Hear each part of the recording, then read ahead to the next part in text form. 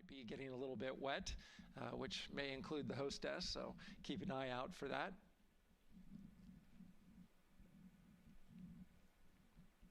As we're watching with the astronauts inside the Orion Integrity spacecraft, you'll be hearing more and more from them, especially Christina Koch, who is mission specialist number 1.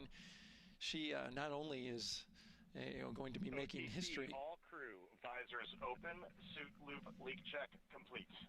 OTC. Okay, there you heard the suit leak check complete. They check those suits for leaks in the astronaut crew quarters.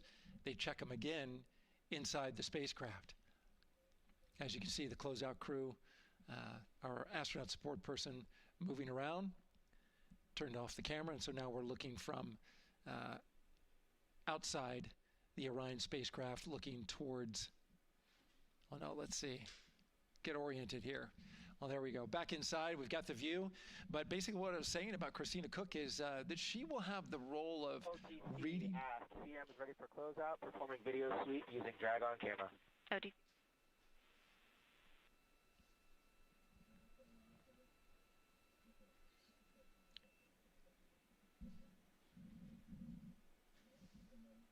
She will have the role of reading out a pressure reading that tells the team that... and CDR or NTD? Go ahead, NTD. Yeah, we're going to do another cleanup on those suit leak check messages that we got from, since we're done with that now. Integrity copies. Yeah.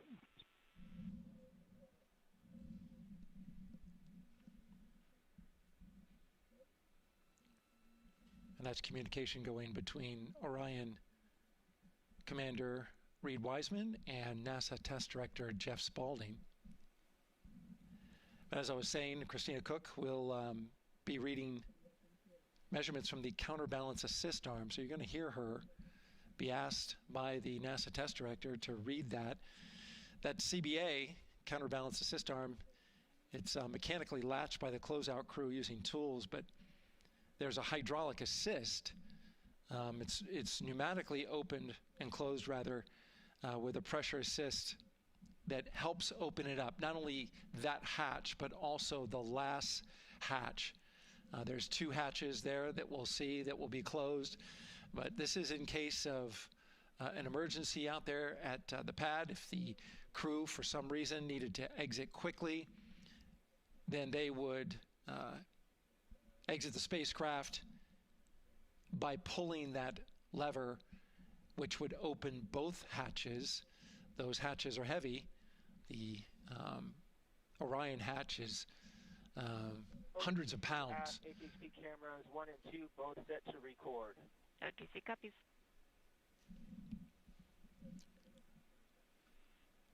And just an update on the launch countdown, continuing to monitor the team's communications here in Firing Room 1. Everything going really smoothly so far. We don't have any significant open constraints to launch at this time, so we continue counting down.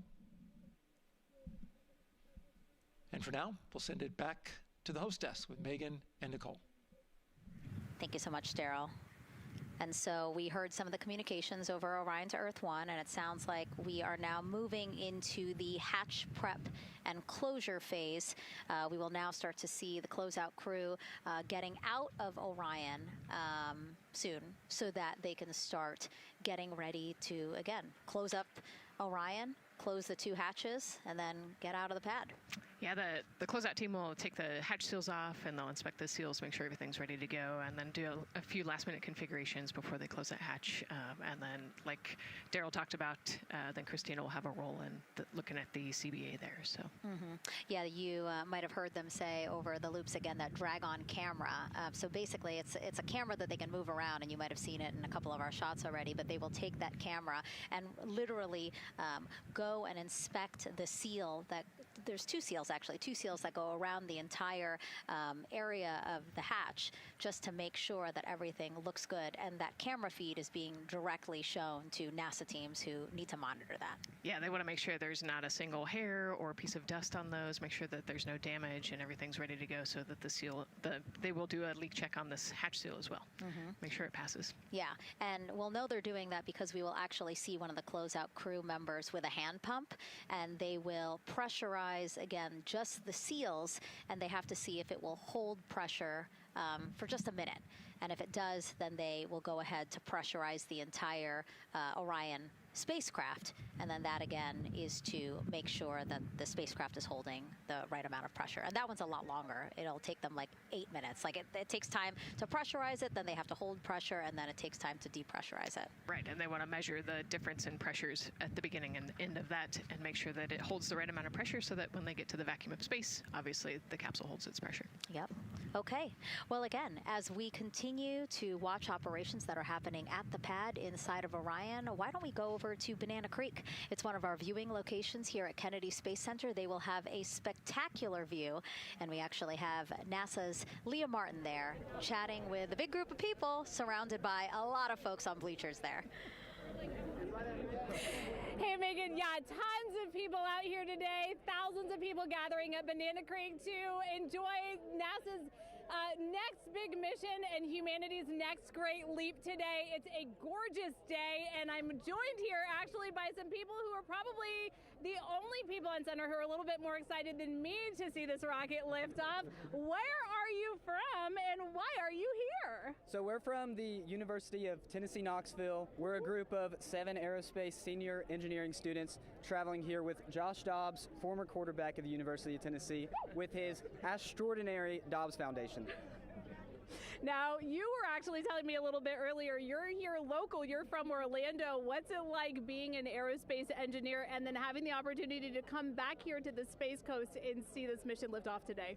It is absolutely amazing. I feel like the little 9-year-old girl inside me is so excited. Like, I'm from around here. I grew up watching launches in my backyard, and so this seems like such a full circle happy moment for me. Now, you are an aerospace engineer looking hopefully to join the workforce in the future. How does it feel to be here and see firsthand what that work does? It's just so cool to see what I've been working for the last 4 years, and then 12 years before that, just actually be physically happening in front of me. It's something I never dreamed of as a kid. And I'm actually joined here by the pastronaut himself, Mr. Josh Dobbs. Now, you have a history with NASA as well. You did an externship here. And how did that kind of play into your passion for aerospace and then the foundation that actually provided this opportunity for these students today? 100%. So I spent a month here around the Artemis I mission, which was a tremendous opportunity to learn about the space program and also what's next. And so to be back here for Artemis II, and unfortunately, Artemis I went in the middle of the season, so it's surreal to be here for Artemis II. And with my foundation, like, the goal is to be able to take advantage of the opportunities that I've had and pass them along to the future of the industry and give them the opportunity to see what all their hard work can accumulate into. So it's an honor to be here. We're really appreciative of all the engineers and all the hard work that's gone into this moment, and we're excited to watch history happen today. Absolutely, and as a group, I think if you guys had one well wish for the team today, what would you say? I think we can all join together, maybe say, go Artemis? Go Artemis. That was a fun interview, and again, just so neat to see all the people who are here. I mean, still hours before liftoff. Not even hours before liftoff, but hours before a 2-hour launch window. So people just really committed to being here and seeing it in person. Yeah, you can see the Banana Creek is already buzzing. Yeah. Back there behind Leah. You could hear the chatter in the background. It's an exciting time. Yeah, you could tell that it's a lot louder than we noticed because we just have very good mics, but you know, she's obviously yelling over a huge crowd there. So super fun, super exciting, and yes, I hope that we all get to see liftoff here shortly. Okay, so as we know, Victor, Reed, Christina, and Jeremy will have their hands full during their mission. So for some of their test flight objectives, let's go back to Megan Carter at the moon board. All right, as we have seen from those camera views, their capsule is very compact, obviously. So let me show you a few cool things about this piece. The Orion capsule is going to only be about 16.8 feet in diameter and a whopping 10.5 in height. Think of it about the same cubic feet as 2 minivans. So obviously every piece of that capsule has been planned with purpose. And a really great example of that is going to be these seats that we have seen that live view of.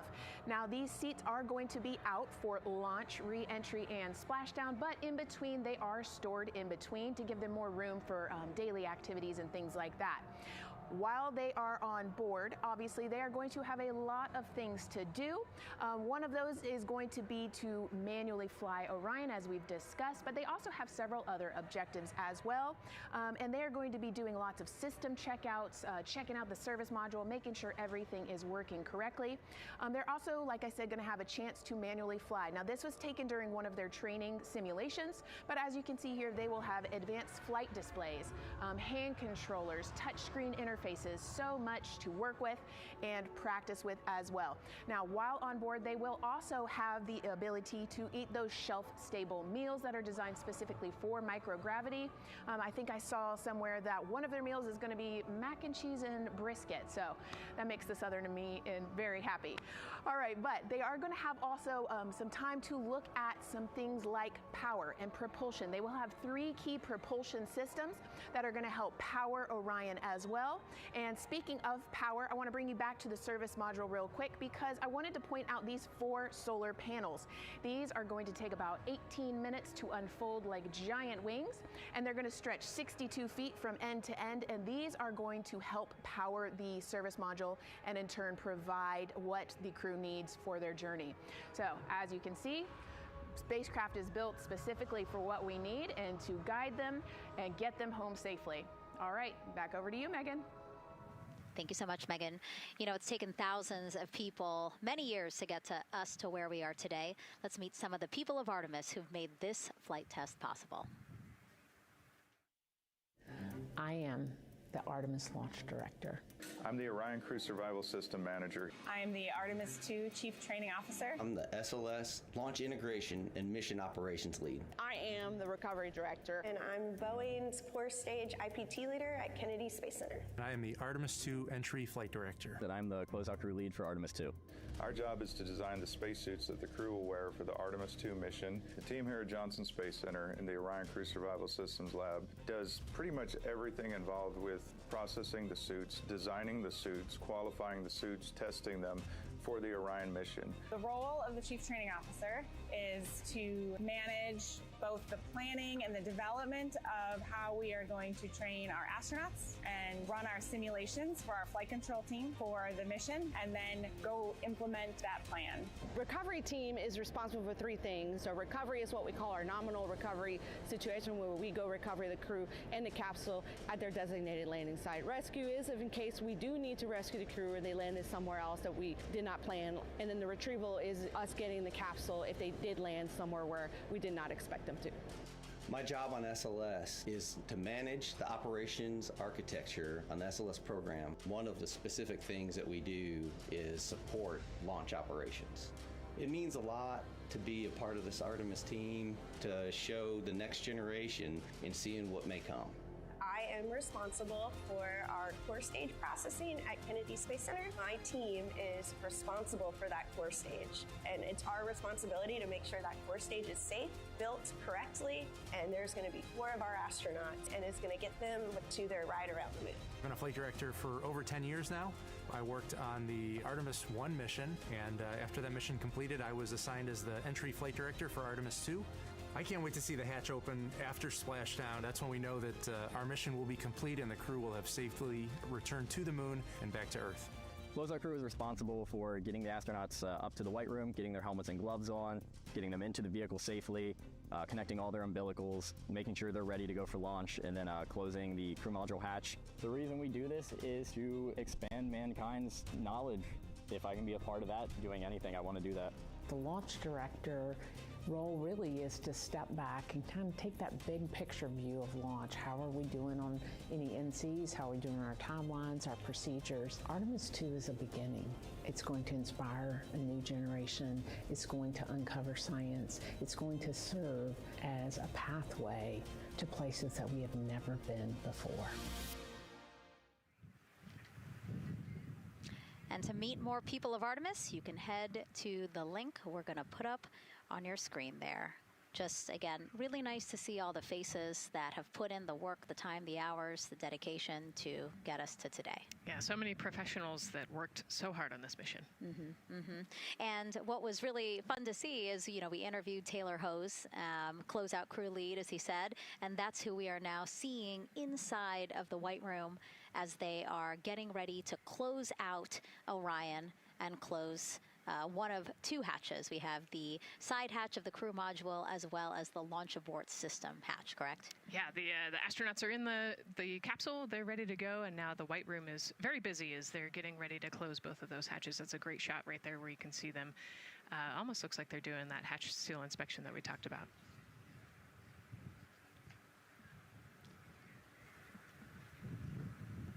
And so, Nicole, as we continue to see them get ready to close that smaller hatch, again, the crew module side hatch, let's take some questions now. Sounds good. A lot has changed since Apollo, and I have a few questions about what's next. What part of the moon are we exploring through Artemis, and what are some of the key points that NASA needs to consider when planning missions like this? Were you expecting to see Scarlett Johansson? I think that took you. Yeah, I mean, took you aback.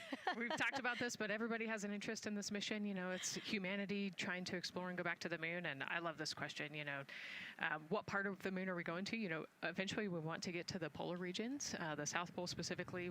We think that there are volatiles there, so water ice, something that can be harnessed as a resource as we create the permanent base on the moon and then try to get onto Mars.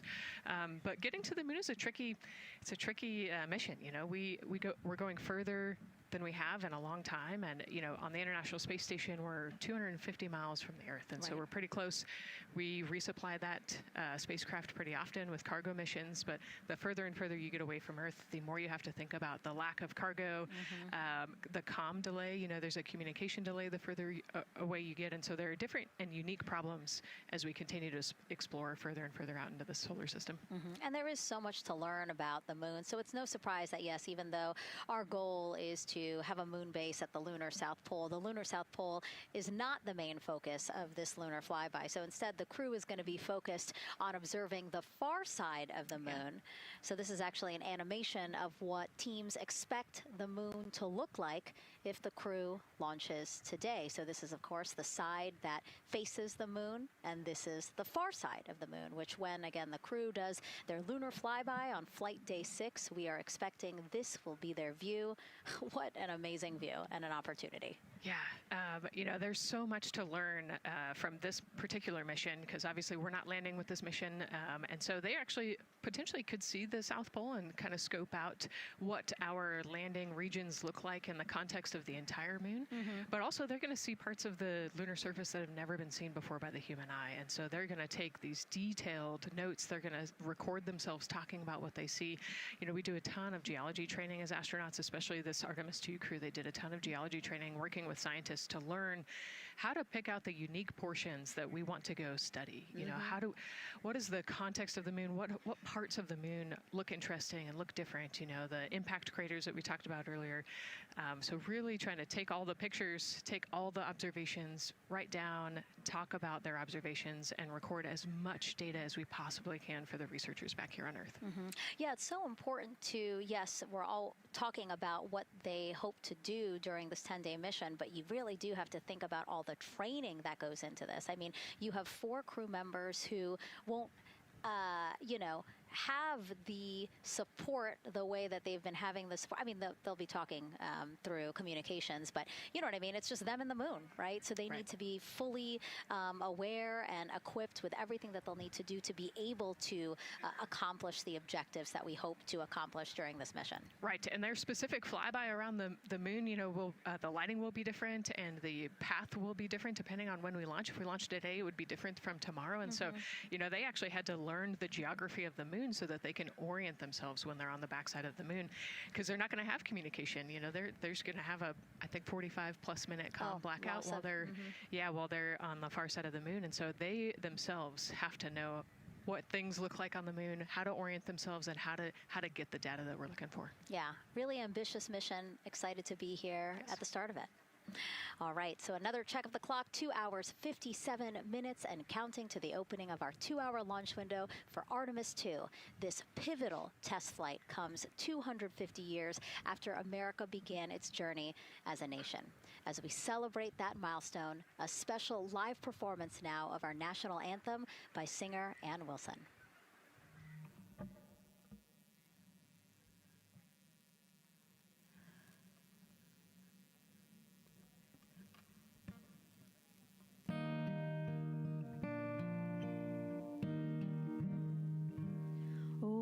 Say, can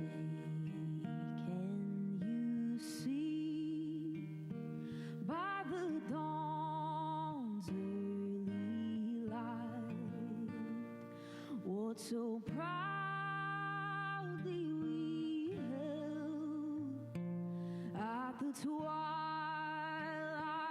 last gleaming, whose broad stripes and bright stars through the perilous fight, o'er the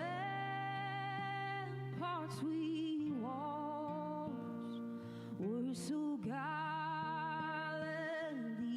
streaming, and the rocket's red glare, the bombs bursting in air, gave proof through the night that our flag was still there. Oh, say does that star-spangled banner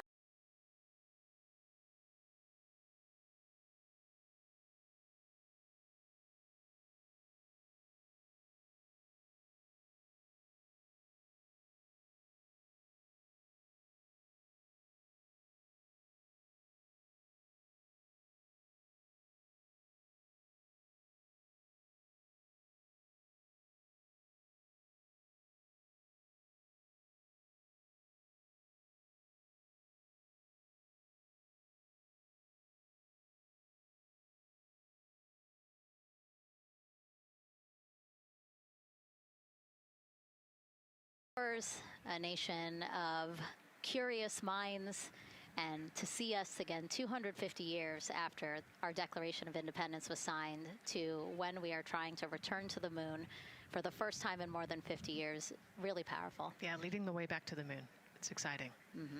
And that's so important to us. You know, we do want to be the leaders in exploration, but we definitely know we can't do that alone. You know, we often hear NASA leadership say that, you know, this is not something one nation can do. This is something that is a collaboration of nations, and that's why we have European countries. We also have Canada, again, joining us on this ambitious test flight. Yeah, of course, you know, it goes back to the old proverb, if you want to go fast, you go alone. If you want to go far, you go together. And we want to go far. We want to get onto Mars eventually, and so we're going to get to the moon first, and you can't do that alone. So thank you again, singer Ann Wilson, for that beautiful rendition, again reminding us of what it is we are trying to accomplish for all, by all. We are now back inside the White Room with the closeout crew. Again, backup astronaut Andre Douglas, number 2 there, just outside in the White Room, which is right outside Orion there, with the crew seated comfortably inside. As you can see, they've dimmed the lights a little bit. The crew has the opportunity to set the ambiance, if you will. They were given the opportunity to adjust the lighting as they see fit, again, just so that they can get comfortable. It's kind of like when we are on a plane and you get the opportunity to... Sure, yeah, you don't want the bright lights in your eyes. Also, you want to be able to see the screens well, or see the tablet on Jeremy's knee well, so they're going to adjust the lighting to what makes sense for the mission. And we saw in that very quick shot there, our best camera view of the two hatches is actually that drag-on camera, like we were saying, that kind of moves around. So sometimes it's hard to show that. So there you have it. You can see that the closeout crew has closed the side hatch. And so right now, that's a panel that they have to close out in order to then close the next hatch, which is the launch abort system hatch. And so, Nicole, can you just quickly, again, talk to people about the two hatches, again, crew module first, and then the launch abort system hatch? Yeah, so the crew module hatch is the one they're working on right now. They just got closed. You can see he's torquing those bolts down. And that is the hatch that completes the Orion capsule. And then you have the launch abort system, which actually is kind of almost a shell that goes around the capsule and holds onto the capsule during launch. And it has its own separate engines that can pull the capsule away from the rocket safely in the case of an off-nominal data point. So it's actually looking at roll rates and attitude and thrust and all sorts of different data in order to make sure the launch is safe. And if it's not, then the launch abort system will pull the crew module away and get them into a splashdown zone safely.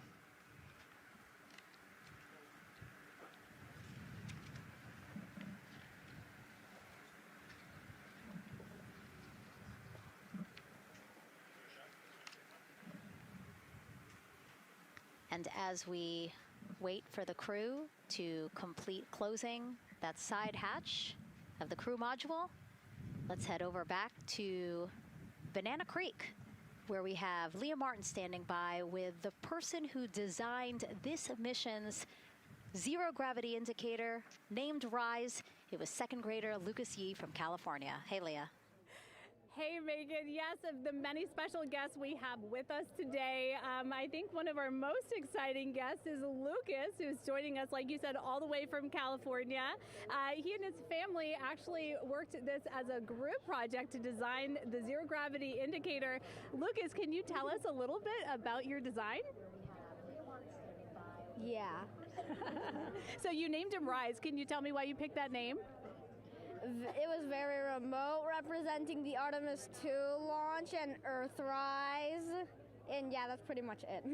So were you really excited to find out that you won the competition and that your zero gravity indicator would be going to space? Yeah.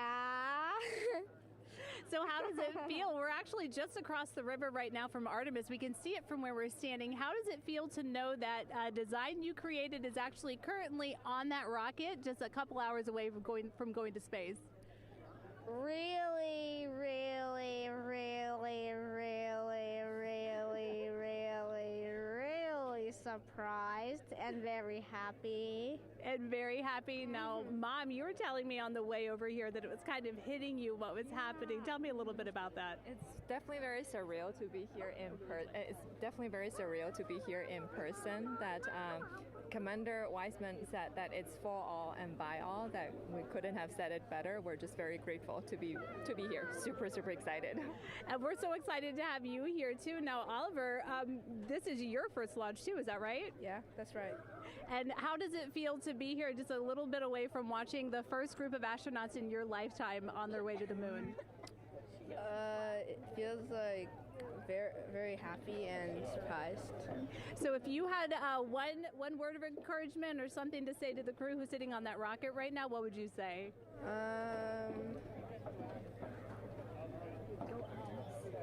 What? Go Artemis. Go Artemis. Thanks so much, Megan. I would say have a nice trip. Yeah. You would say have a nice trip? I did hear that answer. I would say have a nice trip. You know, Leah, that was a hard question. You know, it's really hard to come up with the spot what to say to the crew who's about to make history today. Yeah.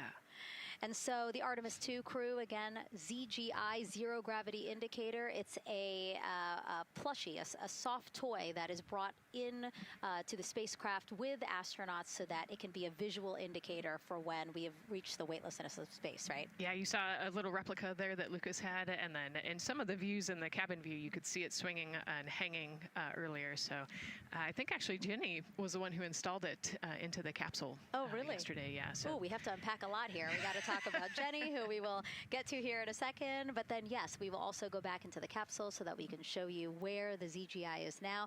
But the ZGI was chosen by the crew after a contest where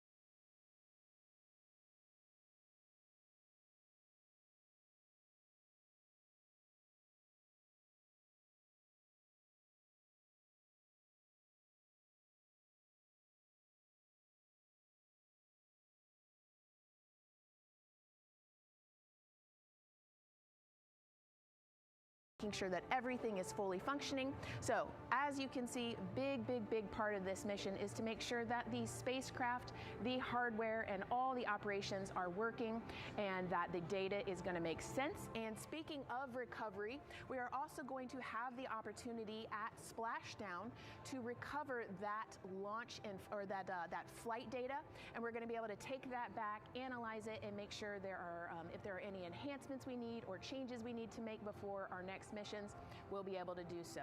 So lots to do. They're going to stay very busy, obviously. And with that, I will turn it back over to you, Megan. 2 hours, 25 minutes and counting, and the crowd, check it out, continues to grow at our Banana Creek viewing location. They will have a great view of launch, and we will go back now to Leah Martin, who's standing with her next guests. Hey, Megan, yeah, we're surrounded by thousands of people, some here local from the Space Coast, but we actually have quite a few people who have traveled a pretty far distance to be with us today. I'm actually joined here by a group from the International Space Station Ambassadors Program who have come from all over the globe. Saku, you're here from Japan, you've come Val from Mexico, and then we have brother and sister Cosma and Jesco here who are visiting from Germany. You actually told me that you participated in the NASA Rover Challenge in Huntsville. How was that experience, and how is it kind of participating there in Alabama and then being here today? So it is an amazing experience because you meet so many young people with visions, with dreams, with ideas which inspire you and motivate you. And it's even better to be here now to see the SLS launch because we are going back to the moon, and that's what we're working for. Absolutely. And, you know, the Artemis missions, we talked a lot about the Artemis Accords and this being an international effort. You were actually telling me, Saku, that you're interested in becoming an astronaut with JAXA, pursuing your PhD to be able to do that. Tell me a little bit about that. Yes, actually, I applied for Japanese Aerospace Agency, the astronaut selection like 2 years ago, and then I didn't make it all the way, but I'm still working on it, and hopefully I can be at the launch pad sometime, and then I hope to go back to the moon and Mars, and yeah, I'm working on it. Absolutely incredible. And Val, you're here from Mexico. We were talking a little bit about women in space. This is a team who, you know, is predominantly made up of women. What is it like knowing that Christina is on that rocket right now, about to be the first woman to travel around the moon? I think that's such an amazing news. It's just so inspiring that we are taking the first Black person and also the first woman to the moon. It's just the first step in humanity and a big step in equality as well. Megan, a lot of excitement here, not just in Florida, but from around the globe, and we're keeping our eye on that rocket, and we're ready to see it lift off. Thanks, Leah. Yeah, a lot of excitement, but also a lot of inspiration. Again, this is part of, or a big part of the reason why. 130.6. Good readback. Aux 1 voltage, 131.3. I copy 131.3. Again, those numbers you hear, they're referring to specific steps in the launch countdown that the crew have to step through in order to get us to launch today. And so we were saying, yes, inspiration, a big part of why NASA does what it does. We want to go together, and we want to explore together to learn more about ourselves and here on Earth. Yeah, humans, I think, naturally want to explore, and so going together, like Lisa said earlier, we're going to go farther and faster than we possibly can alone. And, you know, what a way to celebrate that today. Yeah. Going back to the moon in the first time in over half a century. And we have that great shot there in our small box of the rocket on the pad. And at the very top there, our Artemis II crew. Right now, we know that the crew has begun the closeout crew has begun doing that cabin leak check. So they are currently pressurizing the cabin, and it sounded like it would take about 6 to 8 minutes for them to get to pressure, and then they have to hold that pressure for 5 minutes, right? Yes, that's correct. Yeah, so there's quite a bit of volume. You know, we talked about it being a 6-person tent. I think it's 330 cubic feet. Don't quote me on that number, but you know, they have to, like we talked about, take that initial pressure, wait 5 minutes, and take the second pressure. Yeah, and then it takes about 6 to 8 minutes again to depressurize the cabin. So this process will take a few minutes. Ascent switch configuration complete. OTC copies. Thank you.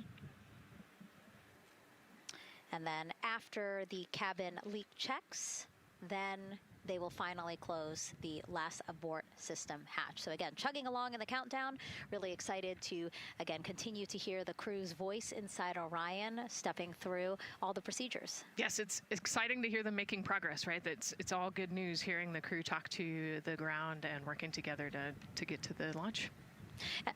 And what I think is really cool is that this is the first time NASA is going to have astronauts in low Earth orbit, but also in deep space at the moon. So here's a message from some of the crew aboard the International Space Station right now.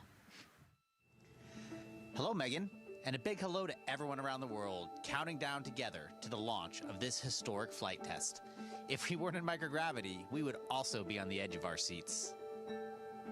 Here on the International Space Station, all of us are honored to have the chance to wish our fellow explorers Godspeed. Throughout human history, the moon has sparked our imagination, curiosity, and wonder. With our return to the moon, we're not only going to be learning about its history, the history of our solar system and of our planet, but also about our place in the cosmos. We are so proud of the Artemis team and so excited for what you will see and learn on behalf of all of humanity during your trip around the moon. As we push the boundaries of exploration and expand our knowledge with scientific discovery, we advance our collective civilization together as one. Test flights are crucial to the mission of exploration. We all learn in test flight schools that the more challenging the missions are, the more incremental the test should be. This Artemis II mission is one more increment on the way to further exploration. Thank you to the crew, our friends, for your dedication.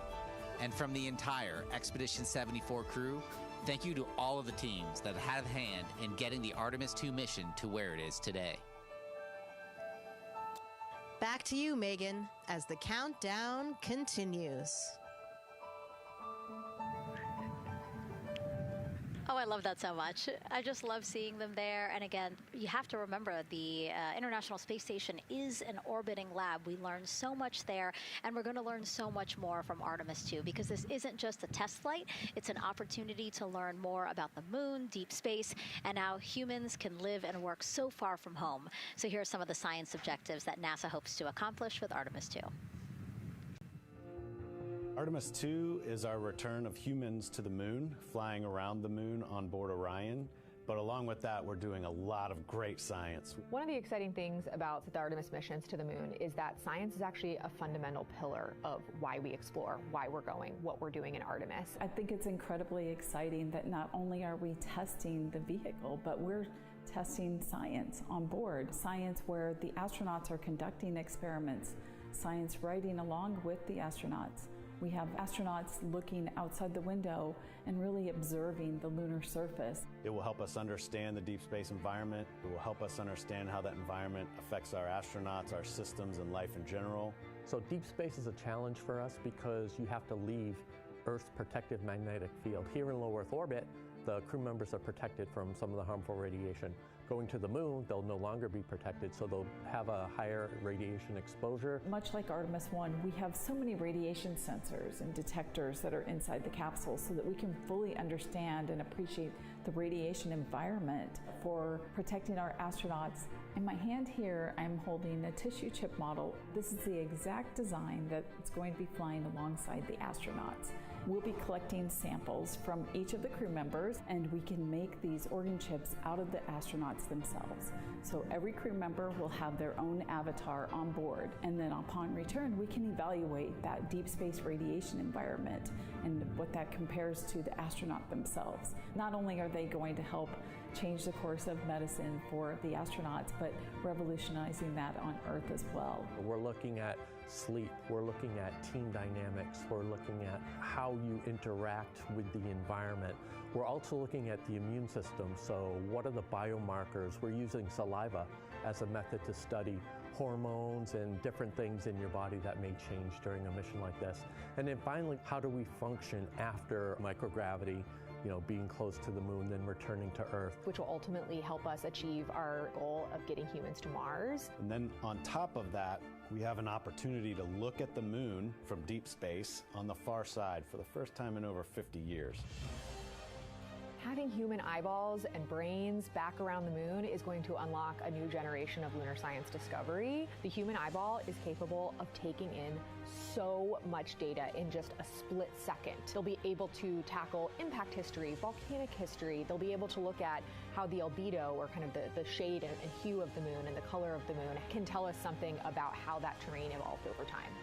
We're integrating science in ways that have never been integrated into human exploration before. We have a front room mission control flight controller position called the Science Officer. We have a brand new science back room where it's basically our brain trust of lunar scientists and geologists supporting the crews of the future. And Artemis II will allow us to really test how this works so that future missions are really set up for success. We'll also be deploying some CubeSats. They're small shoebox-sized spacecraft of their own. They're each provided by another country, one of our partners. As they conduct their research, they'll complement what we are doing at the moon with Orion. It is so incredibly exciting to be a part of this mission. And it has been, really one of the privileges of a lifetime. I can see the work I'm doing benefit crew members right now and benefit the crew members in the future. So it's incredibly exciting and it's very rewarding. As this rocket launches humanity off of the Earth, we'll be setting the stage through our science to prepare humanity to leave Earth and explore the solar system. And what we learn during this and future Artemis missions to the moon will eventually get us to Mars. Here's Jasmine Hopkins again, now with Nikki Fox, Associate Administrator of NASA's Science Mission Directorate. Thanks so much, Megan. Yes, we're back on the balcony now, joined by Dr. Nikki Fox. Nikki, in this nearly 10-day mission, we are covering a lot of science, from CubeSats to tissue chips. What are you most looking forward to learning? Oh my goodness. I think for me, the most exciting thing is actually being able to interact with the crew while they are flying, doing this historic journey on the far side of the moon. They are going to be seeing pieces of the moon that no human eyes have seen before, which is really spectacular.